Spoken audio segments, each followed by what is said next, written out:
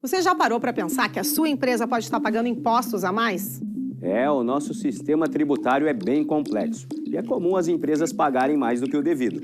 Saiba que é possível recuperar os valores dos últimos 5 anos e reforçar o seu caixa. A Fortus Tax é especialista no assunto e já ajudou muitas empresas nos seus 18 anos de atuação. E o mais importante, você só paga pelo serviço depois que o dinheiro estiver na sua conta. Fortus Tax. Pagar o justo é o nosso forte.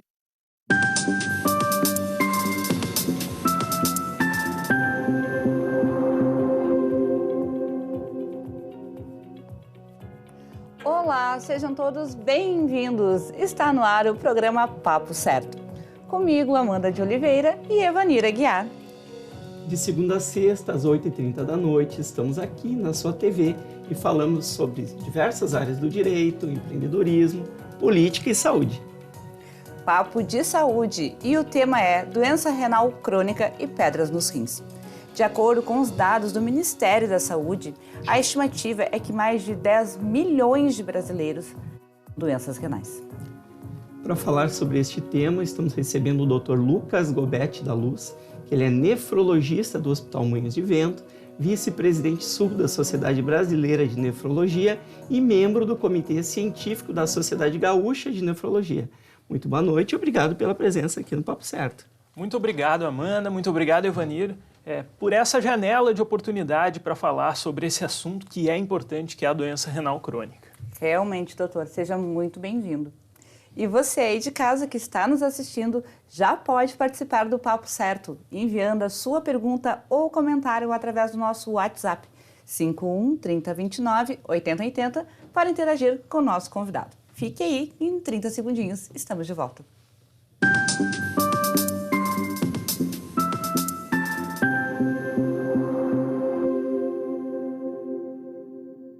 Tá difícil encontrar o profissional certo para a sua empresa? Precisa de alguém detalhista para aquela vaga no financeiro? Quem sabe um criativo para o marketing? Ou ainda, alguém focado em resultados? A Fortus RH utiliza técnicas de seleção e processos estruturados, realizando entrevistas, aplicando provas e testes específicos. Tudo isso para buscar a pessoa certa para a vaga certa. Fortus RH. Conectar pessoas é o nosso forte.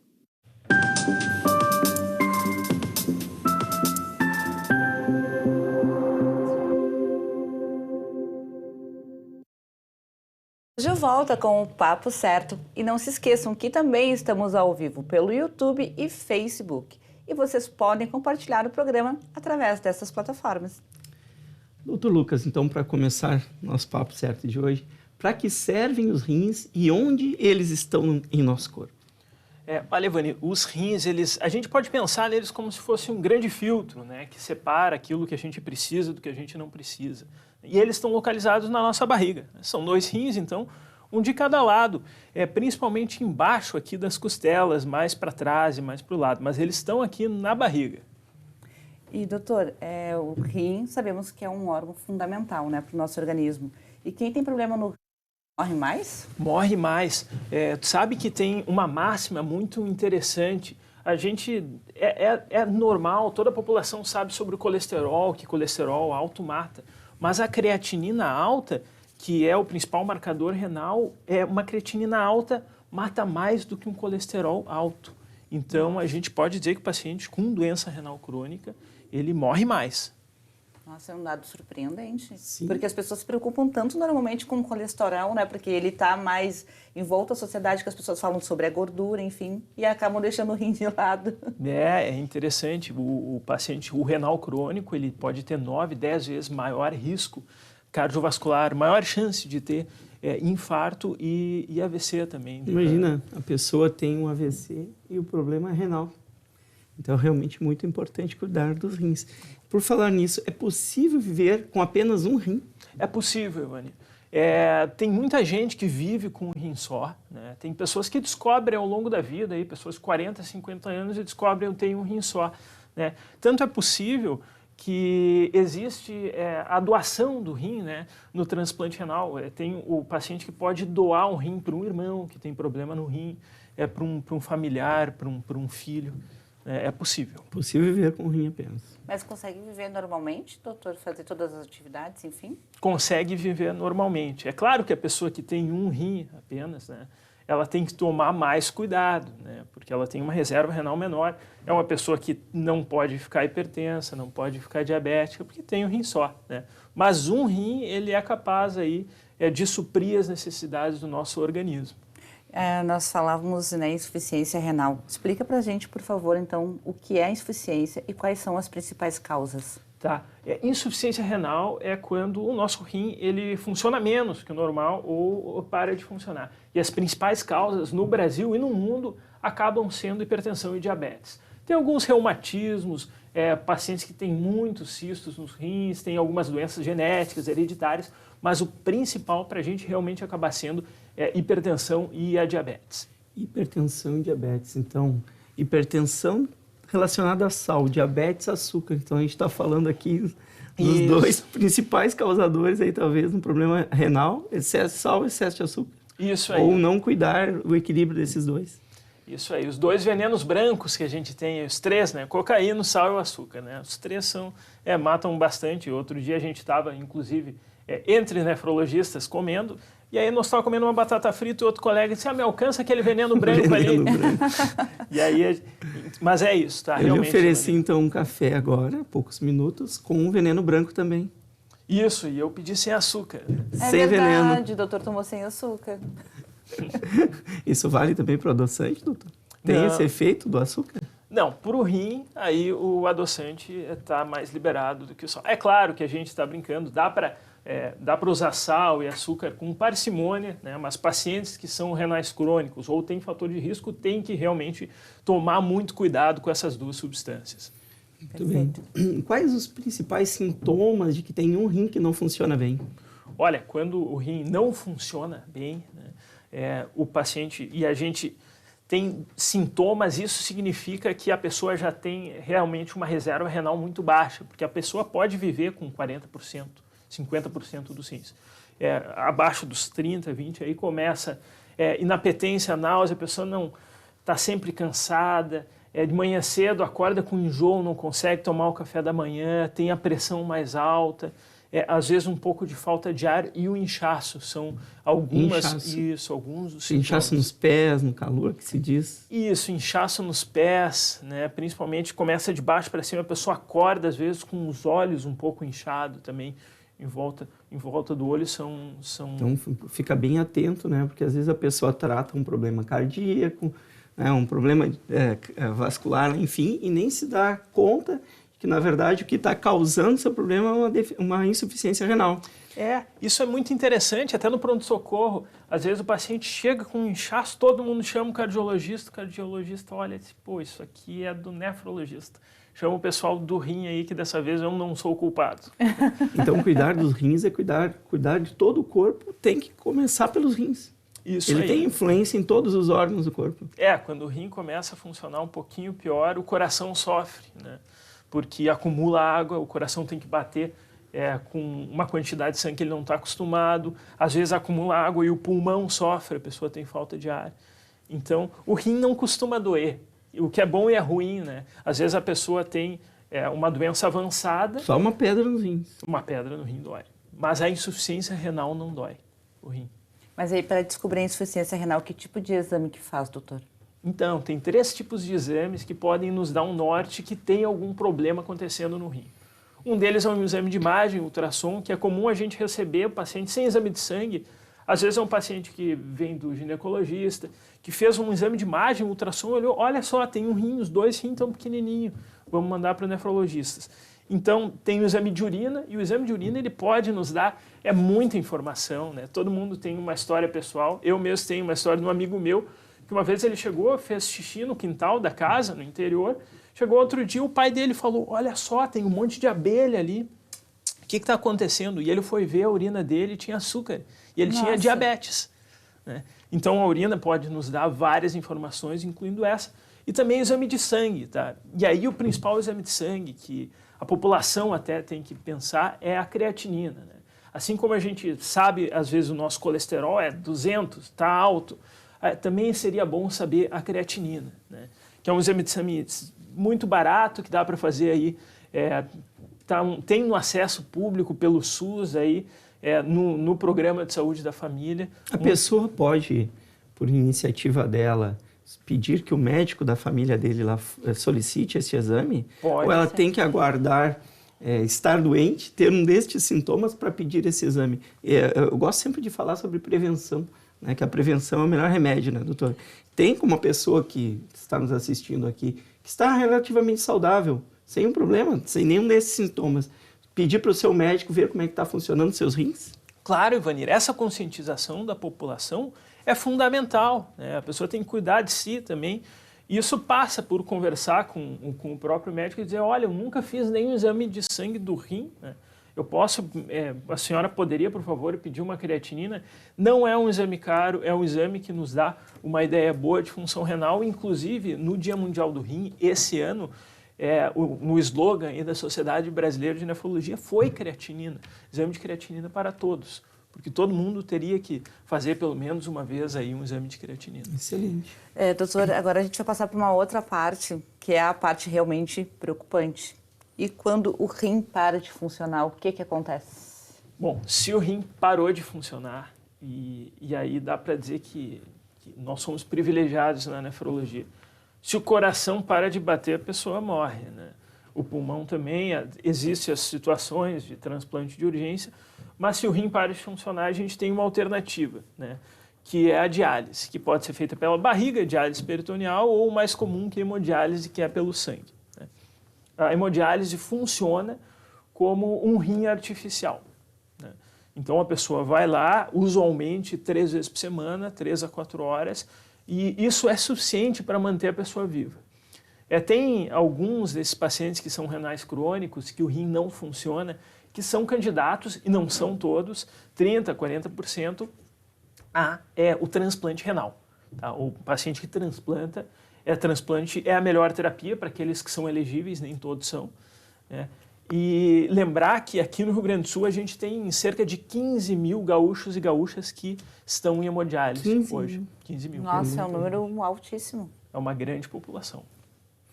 Doutor, a diálise dói e ela trata o rim? E qual é a função da hemodiálise? A função da hemodiálise e aí a gente volta aí para a tua primeira pergunta, para que serve o rim?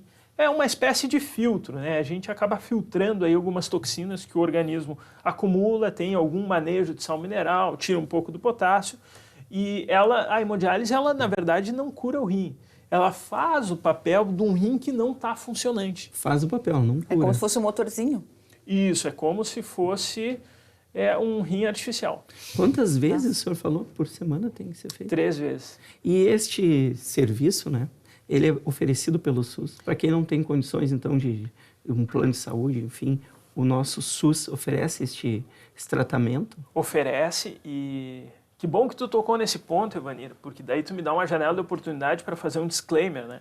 A grande maioria desses 15 mil, eles estão abarcados aí no Sistema Único de Saúde, né? Que há hoje uma crise humanitária relacionada à hemodiálise devido a repasses que são repasses aquém do custo. Então, a grande maioria das clínicas de diálise que atendem SUS hoje, elas operam num déficit estimado aí no estado do Rio Grande do Sul, levando em consideração o custo do Rio Grande do Sul, em 40%. 40% deve estar. Então, tem a chance de fechamento de muitas dessas unidades. Pode dizer que seria mais de 15 mil pessoas que poderiam estar fazendo a hemodiálise se tivéssemos essa condição da estrutura clínica? Não, são esses 15 mil pessoas, e aí tem um efeito em cascata. Por exemplo, vamos dizer que um município feche a hemodiálise. Acumula em outro. Acumula em outro. E todos esses pacientes, eles têm que viajar 3 vezes por semana. E aí, além de estar 4 horas ali fazendo hemodiálise, ainda tem todo esse deslocamento. Isso. O que é doloroso passa a ser muito mais doloroso ainda. Cruel. Isso. É claro que tem toda uma mobilização, inclusive da Sociedade Brasileira de Nefrologia, para tentar evitar que isso aconteça, mas se não houver nenhum reajuste aí em relação à tabela do SUS, tem uma chance grande de uma crise humanitária. Então, vamos fazer breve. Aqui uma aclamação aí pública, não é, aos nossos políticos aí que realmente comprem essa luta aí de tantas pessoas, 15 mil gaúchos aí que sofrem com problema de hemodiálise e vamos lá, senhores, que cuidem da nossa saúde. Doutor, eu queria te perguntar duas coisinhas. Se a diálise ela é para sempre e o que muda na vida da pessoa que faz? A diálise costuma ser para sempre e tem alguns casos quando a pessoa entra em hemodiálise que ela consegue sair em um curto espaço de tempo. Quando ela vai ficando, passou 1, 2, 3, 4, 5 meses, provavelmente ela vai ter que ficar dialisando, excetuando se ela consegue um transplante renal. A pessoa que transplanta, ela não precisa mais fazer hemodiálise, tá? Muda muita coisa, tá? Muda muita coisa porque esses pacientes eles têm 4 horas que eles ficam sentados no mesmo lugar, né? Então isso dificulta o trabalho. São pacientes que não podem muitas vezes fazer atividade física pesada, inclusive por causa do acesso vascular da fístula que eles precisam para fazer a diálise. Perfeito. Esses esportes a pessoa pode fazer? Pode fazer atividade física moderada. É bom. O paciente renal crônico que se movimenta mais, ele vive mais também, né? Assim como os pacientes que não são doentes renais crônicos. O corpo é uma máquina é feita para se movimentar. Então não é o fato de ter essa insuficiência renal, doutor, que a pessoa tem que se entregar. Muito pelo contrário, é aí que ela tem que se movimentar para o corpo continuar funcionando, correto? Isso, é claro que a gente não exageradamente, sim, não vai ser um atleta, mas... Mas, sim, o renal crônico sedentário, ele morre mais do renal crônico que não é sedentário. Perfeito. Nós chegamos então ao finalzinho do nosso primeiro bloco. Voltamos logo em 30 segundinhos para conversar também com a nossa audiência. Fiquem aí com a gente.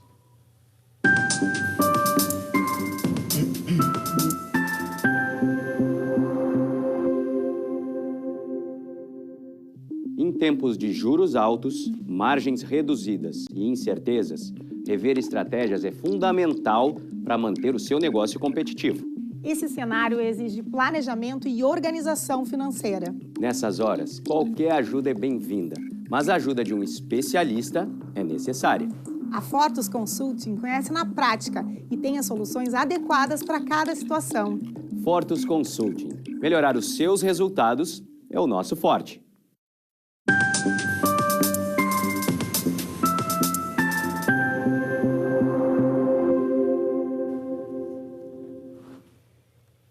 Viram como foi bem rapidinho? Nós já voltamos. E eu quero aproveitar para te convidar para nos seguir nas redes sociais e também te lembrar que estamos ao vivo nos principais canais digitais como NET, Claro, Vivo e Tubarão. Doutor Lucas, como prevenir insuficiência renal? Beber água faz bem para os rins? Beber água é necessário para os rins. A pessoa que tem um rim saudável, né? A gente fala em água aí pelo menos 1 litro, 2 litros por dia.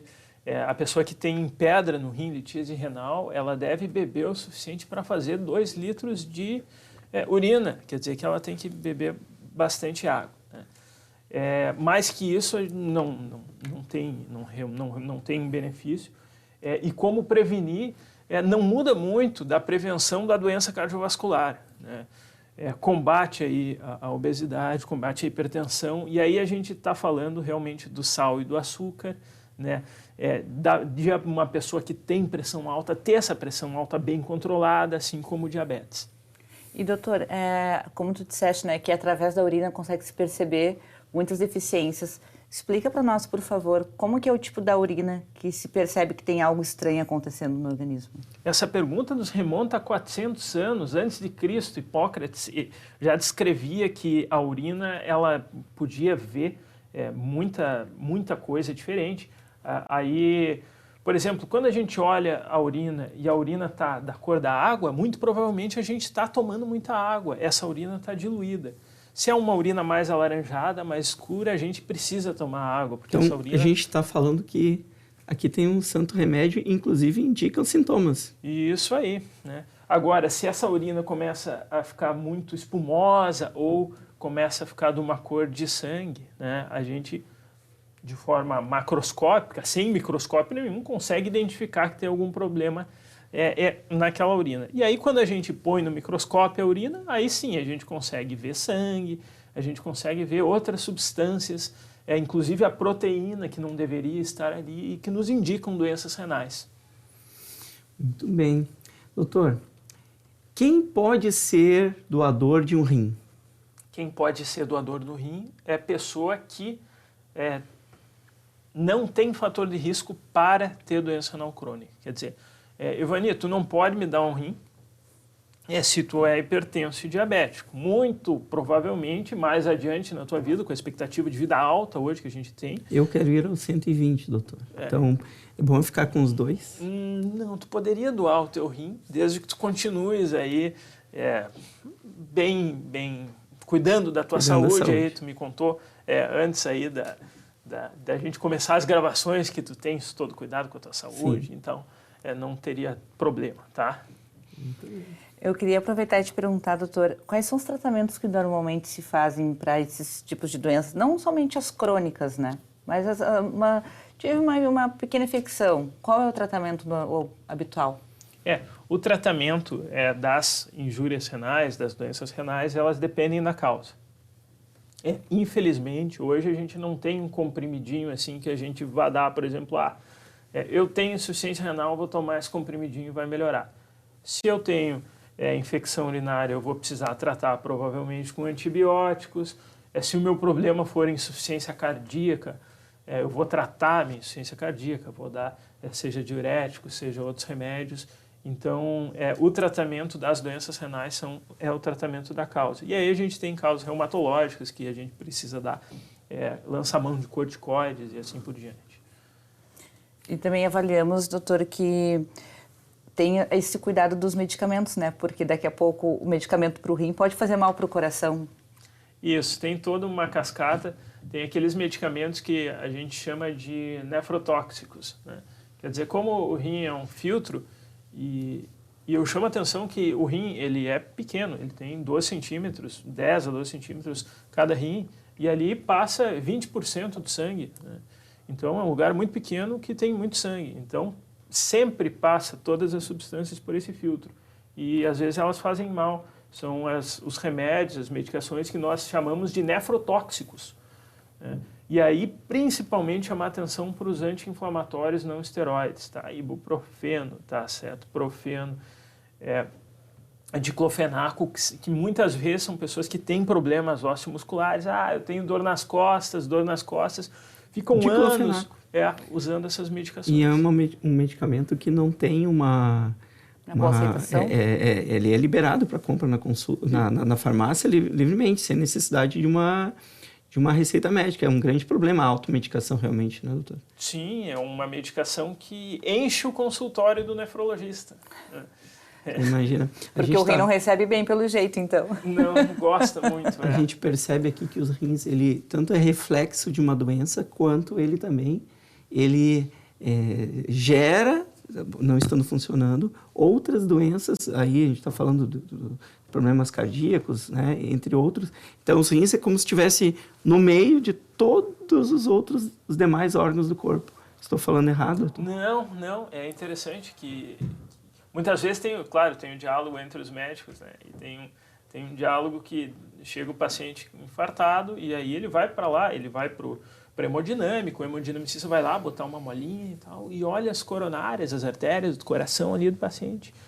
E depois diz, esse cara ele era paciente renal crônico, né? Só pela conformação. E se a pessoa não sabe que é um problema, na verdade, nos rins, nem trata, gera outros problemas, termina tratando o problema, não a causa, né? Isso, e aí a gente volta para aquele ponto da conscientização da população e também do diagnóstico precoce, né? Então não custa nada aí pedir aos médicos, quando for fazer a sua solicitação de exames de rotina, como a gente diz, não é? Aqueles exames periódicos ali. Eu, a cada ano, aí eu faço toda lá uma bateria de exames, incluir aí o de creatinina. Isso, depois da entrevista eu vou perguntar para o Ivanir quanto é a creatinina dele, para ver se ele sabe.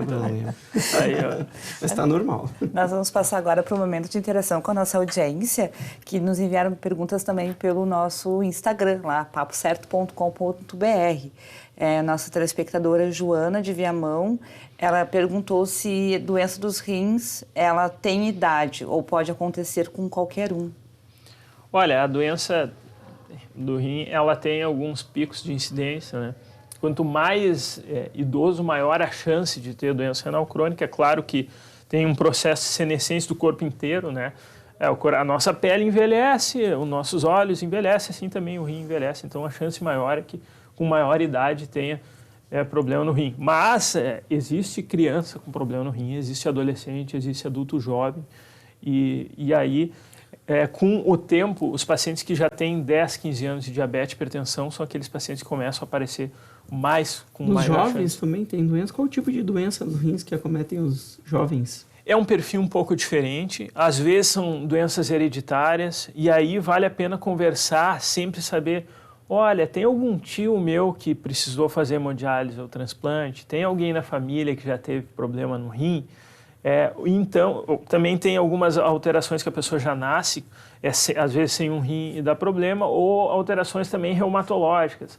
A pessoa tem lúpus, enfim, outros tipos de doenças menos comuns, mais raras. Doutor, eu vou te fazer a penúltima pergunta, então. Eu quero te pedir para falar sobre como que está a fila do transplante.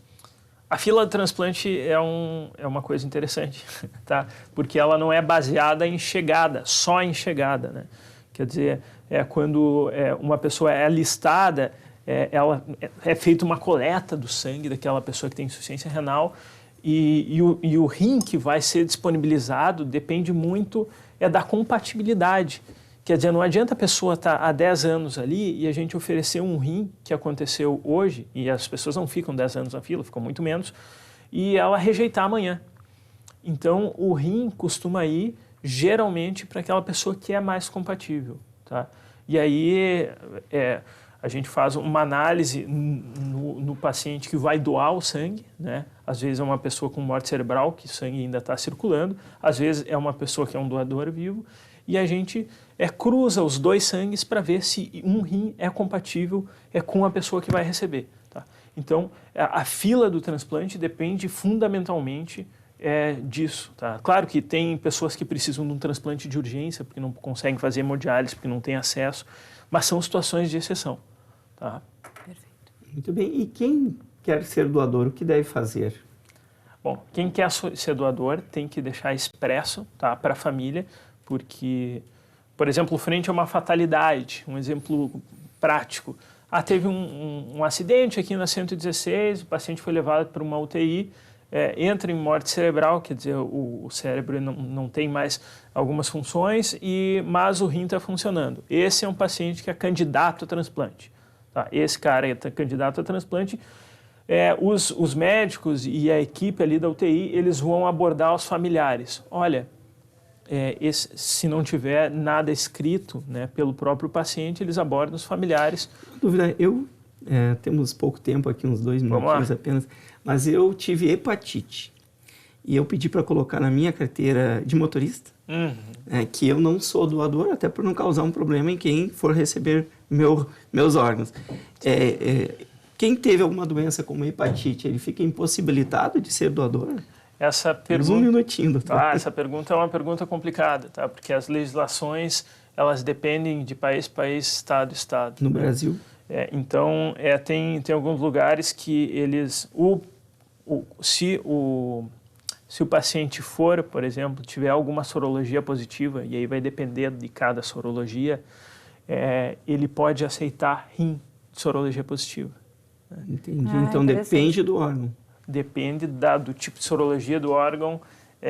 E aí a gente poderia ficar aqui mais alguns minutos, algumas horas. Nós vamos convidá-lo para voltar, então, doutor, porque assim, o Papo Certo chegou ao final.